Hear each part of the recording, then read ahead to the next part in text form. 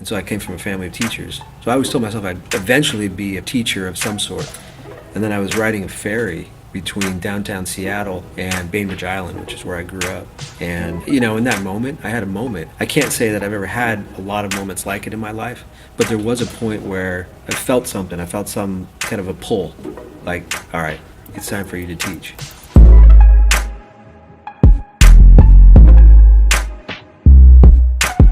My name is Mr Sandri. I teach in MD8 in the Social Studies department at Beaverton High School. I was born in Spain. My dad was in the military, served at a naval base in southern Spain.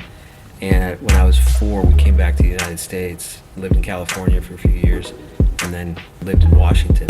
I was the youngest of 4, so my siblings before me were all good students. 2 girls, 1 boy, and then me. My hobbies I've had to take a back seat for the last few years because of, you know, when you raise kids, that's kind of my hobby these days. I mean, I help coach my son's basketball team and soccer, and so being a dad is the most important thing to me. It's enough to say that I like it all. I mean, I like cooking, and, you know, I play the tenor saxophone when I can. So music is important to me, but being outdoors as well. My favorite teacher was a guy by the name of Mike Anderson. He was my 8th grade teacher, and he was just a believer in kids. You can tell he was just kind of bursting with this enthusiasm. My role model was my dad. Still kind of, he continues to be, because he handled himself well. He did the best he could, and he's still doing the best he can. I teach high school 9 through 12. I teach a core subject, you know, 9th grade social studies, a required course for 9th graders.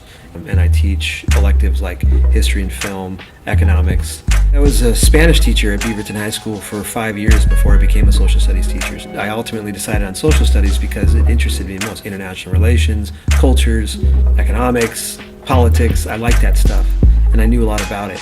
So ultimately I settled on social studies because that's what I know, that's what I'm interested in. I went into teaching because I believe in education. I believe in the importance of every day trying to be a better person. And I think education is the way you do that. It's the vehicle to a positive change. What are some attributes students like about your classes or about your teaching? Well, I think that's one, that I listen to people and I listen to students and I'm interested in their stories. And that's ultimately why I became a teacher. But I think that kids who like my classes say they like it because we have good discussions, you care about us, you listen to us, and every once in a while I'll put out a good lesson.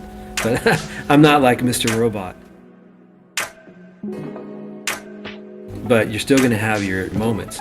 And I hope that students see me and other teachers as just humans who have our own weaknesses. And sometimes we are not organized in a way that would be beneficial to the class. We don't have a perfect lesson plan. Sometimes it takes us a while to grade papers. We're trying, we're doing our best, and I think I'm just one of them who has a lot of faults and is just trying to get better every day.